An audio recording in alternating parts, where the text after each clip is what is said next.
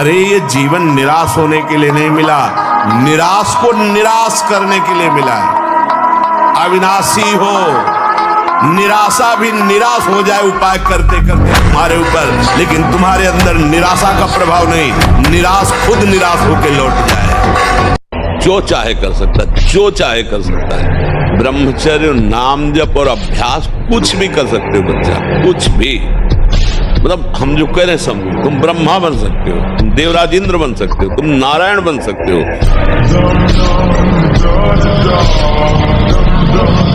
कि जैसे जिस लकड़ी में घुन लग जाए तो लकड़ी केवल ऊपर दिखाई देगी, बका पोली हो जाती, उसमें कोई दम नहीं रहेगा। ऐसे वो बालक, वो जवान, वो पुरुष या स्त्री हो जाता है जो हस्त क्रिया करता है, बिल्कुल खोखला हो जाता है। इसमें सबसे बड़ी घातक बात यह है कि वो गृहस्थी लायक नहीं रह जाएगा, संतानोत्पत्ति की क्षमता का नाश हो जाता है। तो सच्चा ब्रह्मचर्य है हर इंद्री का, वाणी का ब्रह्मचर्य व्यर्थ का बकवास नहीं, भगवत चिंतन, हितकर मधुकर वाणी। नेत्रेंद्री का ब्रह्मचर्य सब में भगवत भाव देखना, कहीं कोई काम आदि की चेष्टा को ना देखना। श्रवणेंद्री का भगवत चर्चा सुनना, शास्त्र चर्चा सुनना, व्यर्थ की बातें ना सुनना। ऐसे हर इंद्री का ब्रह्मचर्य हो जाएगा तो वो ब्रह्मचर्य का मतलब ब्रह्म में ही स्थित महापुरुष। देखो ब्रह्म मुहूर्त में उठ के देखो आप 4 बजे उठिए, थोड़ा जल पीजिए, शौच जाइए, फिर इसके बाद कपड़ा पहनिए पवित्र होके, और फिर दौड़ लगाइए, दंड बैठक मारिए, थोड़ी देर घंटा आध घंटा नाम जप कीजिए, भगवत ध्यान कीजिए, और फिर अपने काम में चले जाइए। देखो आपका चेहरा, आपका जीवन प्रकाश में रहेगा। और ऐसे कितने हैं, हम तो आश्चर्य की बात कहते हैं। अमेरिका में रह रहा है और 28 और 32-35 के बीच के दोनों हैं, वो कसम खा के वृंदावन में गए कि आजीवन दोनों ब्रह्मचर्य रहेंगे। और उनका बच्चा होश में वृंदावन, बोले महाराज वचन देते हैं जीवन में कभी गलती नहीं हुई। अब बोलो सुंदरी पत्नी है, सुंदर शरीर है, खूब रुपए कमा रहे, ब्रह्मचर्य प्रणाम है। साधक होकर के भी गंदे आचरणों की वृत्ति बनी रहती, वो गृहस्थी होकर के भी संत की तरह रह रहे, प्रणाम है ऐसे सदगृहस्थ। देखो कोई अवस्था, बूढ़ा थोड़ी जवान है, कह रहा मैं ऐसी आकांक्षा करता हूं, तो ये नहीं कर रहा, ठाकुर जी से कराना चाहते। प्रणाम है बच्चा तुम्हारे भाव को। ब्रह्मचर्य धारण करने वाले कोई बादाम, हलवा और घी की जरूरत ही नहीं भाई, बिल्कुल सच्ची मानिए। जैसे तप्त भूमि में पैर कैसे पड़ता है, ऐसी बिजली रहती है ब्रह्मचारी के शरीर। बिजली नींद पर काबू पाने के लिए, शरीर पर शासन करने के लिए, मन पर शासन करने के लिए, दिव्य आनंद का अनुभव करने के लिए ब्रह्मचर्य नींव है, नींव। ये कामना, काम बड़ा शत्रु है और ये भारी दंड देता है। देवराज इंद्र एक मुनि की कुटिया में जाता है और वहां ऐसे गंदे भाव से गौतम ऋषि का वेश धारण कर अहिल्या जी का, उसको जानते हो क्या दंड मिला था? उसको 1000 भग हो जाए तुरंत साफ मिला था। तुझे भग से, भग माने योनि, तुझे योनि से बहुत प्यार है, तू देवराज इंद्र है, तू जो चाहे कर सकता है, तो देख मैं अभी तुझे दंड देता हूँ। गौतम ऋषि ने कहा शास्त्र भगधारी हो जा। पूरे शरीर में हजारों योनियां हो गई और हर योनि से महान दुर्गंध। अब बैठ त्रिभुवनपति बनकर।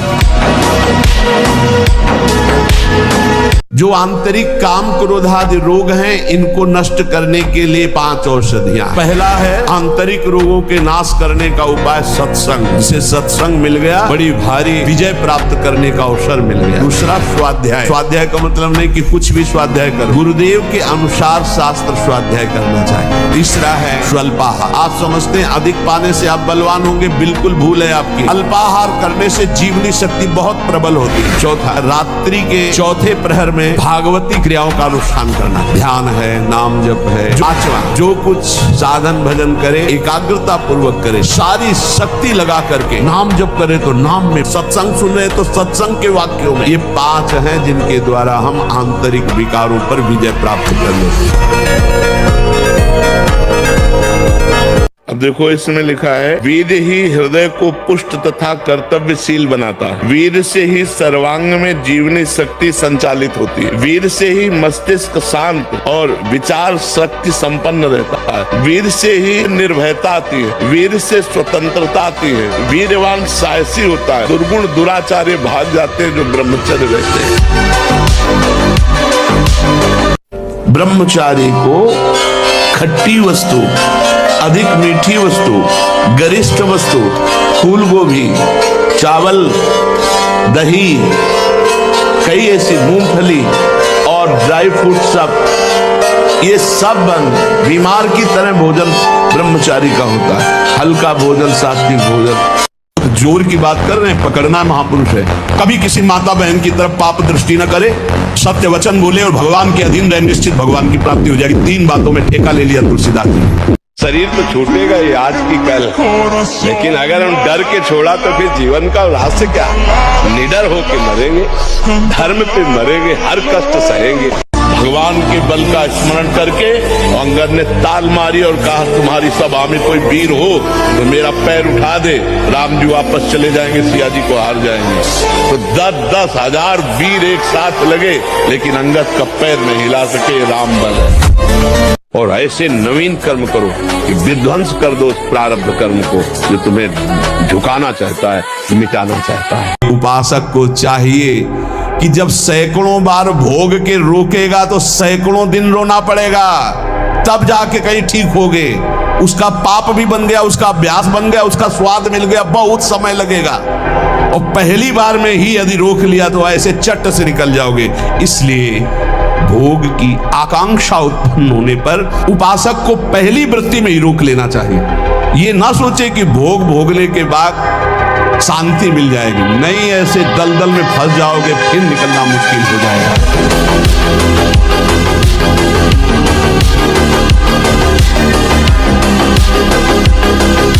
सबसे पहला साधन है नाम जप। नाम के बराबर कोई साधना नहीं है। नाम में मन नहीं लगता, ना लगे आप जपते रहिए। मन तो ऐसे फंस जाएगा जैसे चीटा गीले गुड़ में फंस जाता है, उसकी टांगे फंस गई, अब वो निकल नहीं सकता। ऐसे नाम मन को फंसा लेता है। आप जपिए तो। ब्रह्मचर्य को महान आशीर्वाद है भगवान का। आपसे कोई और साधन न बनता हो, यदि ब्रह्मचर्य है, एक अपार शीतलता, कोई भी रोग तुम्हें परास्त नहीं कर सकता। सच्ची एक नवीन उत्साह, बुखार है, किडनी फेल है, दर्द है, एक नवीन उत्साह, एक नवीन बल तुम्हें कहीं झुकने नहीं देगा। ब्रह्मचारी का स्वभाव गंभीर होता है, विचार परिपक्व होता है, स्मृति प्रवीण होती है उसकी, और हर कष्ट सहने की सामर्थ्य होती है। गर्मी, सर्दी, बरसात, पीड़ा, अपमान, निंदा, महान शीतलता अंदर प्रदान करता है। मस्ती एक रहती, और कहीं निरंतर भजन और ब्रह्मचर्य, क्या दुर्लभ रह गया संसार के लिए। ब्रह्मचर्य पालन के लिए इमली और खट्टे पदार्थ बिल्कुल जहर है ब्रह्मचारी के लिए।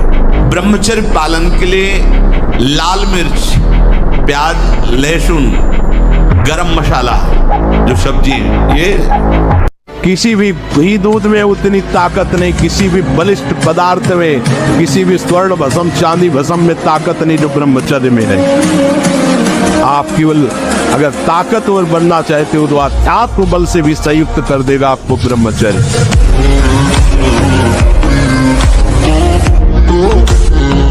कैसे भक्त हो तुम? कैसे हो तुम? खुद प्रश्न करके देखो।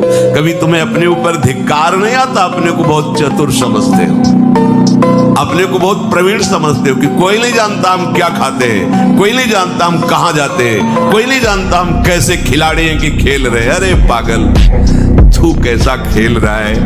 ये जगन नाटक वैभवा, वो बैठे हुए डायरेक्टर सब कुछ देख रहा है, तुम्हारी कहानी लिख रहा है।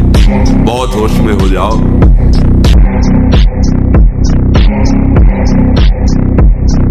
आरुषि शर्मा जी, महर्षि, संसार में ऐसा बोला जाता है कि संत या बाबा बनना तो बहुत आसान है, असली जीवन तो जिम्मेदारी और ग्रस्त जीवन। हम कह रहे हैं संत और बाबा बनना बहुत कठिन है। बड़ी लंबी सांस लेके बोल रहे हैं। तो कोई भी बन सकता है। बन के दिखा, तुम्हें बहादुर समझे। एक आदमी शांति से बैठा हुआ गंगा जी के ऐसे तरंगों को देख रहा था। उसका दोस्त आया, नहीं बैठे क्या कर, लेकिन अरे बोले कुछ करो, बोले कुछ करने से क्या होगा, बोले धन मिलेगा, धन से क्या होगा, बोले भोग मिलेंगे, बोले भोग मिलेगा फिर क्या होगा, बोले शांति से बैठेंगे, तो बोले बैठो। इतना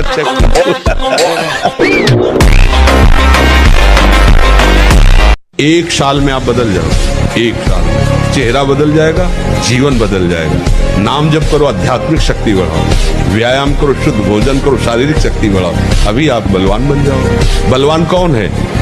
दूसरा गाली दे रहा, आप सह गए उसे बलवान कहते, उसके थप्पड़ मार दिया उसे बलवान नहीं कहते। बल आप में क्षमा है तो आप बलवान हैं। काम को आप जीत रहे हैं, आप बलवान हैं। लोभ को आप जीत रहे हैं, आप बलवान हैं। दूसरा कोई बीमार पड़ा है, आप उसको सेवा कर रहे हैं, कोई चाह नहीं, ये आप बलवान हैं। निर्बल आदमी नहीं कर सकता। आज हम सब निर्बल होते जाते हैं, क्या?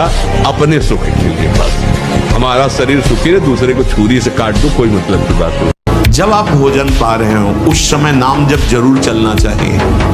अगर उस समय गलत दृश्य देख करके, गलत बातें चिंतन करके भोजन पाओगे तो उसका प्रभाव आपको और गलत में लगा देगा, भले सात्विक भोजन है। ध्यान दीजिए, भोजन किस समय जरूर बड़ा आनंद मिलता है। जैसे आप प्रसाद पा रहे हो और आपका अभ्यास फिट है, अब लगा दिया प्रथम यथामति प्रणमो श्री वृंदावन तीरम श्री राधिका कृपा बिनु, सब बड़ा पद है। या खूब पढ़ाई लिखाई करने से भाग्य नहीं बदलने वाला। बड़े पढ़े लिखे ऐसे घूम रहे हैं, डिग्री लिए घूम रहे हैं, क्योंकि भाग्य में नहीं है ना नौकरी, ड्यूटी नहीं, अर्थ नहीं, क्योंकि भाग्य बुरा है तो दुख भोगना है। और बहुत ऐसे हैं कि ज्यादा पढ़े लिखे नहीं, ज्यादा उसका माइंड नहीं, कार में घूम रहे हैं क्योंकि भाग्य बढ़िया है। पूर्व इतिहास में शास्त्रों में पाया गया, चाहे राजा का राजकुमार हो या किसी गरीब का लड़का हो, दोनों गुरुकुल में एक समान रहते थे। 20 वर्ष 25 वर्ष तक शास्त्र शिक्षा, ब्रह्मचर्य, संयम, नियम अपने अपने अधिकारानुसार।